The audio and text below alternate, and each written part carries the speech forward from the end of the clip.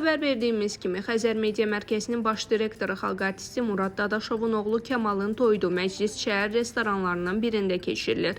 Gecədən çox az sayda görüntü yayımlanıb. Toyda yayımlanan fotolardan birində Murad Dadaşov özü də yer alıb. Dadaşov Azərbaycan Təhlükəsizlik Şurası katibinin müavini general-polkovnik Mədət Quliyevlə obyektiv qarşısına keçib. Qeyd eləyək ki, toyda xalq artisti Aygün Kazımova, Emin Ağalarov, əməkdar artist Xəyyam Nisanov kimi bir çox ulduz səhnəyə çıxıb. Bundan başqa Azərbaycan əsilli Qazaxstanlı reper Can Kalib, Gürcü əsilli müğənni Brandon Stone da məclisə qatılanlar arasında yer alıb. Gecədə toyun aparıcılığı Tural Əsədov və Leyla Quliyevaya həvalə edilib. Məclisi isə əsas müğənni kimi Xəyyam Nisanov aparıb.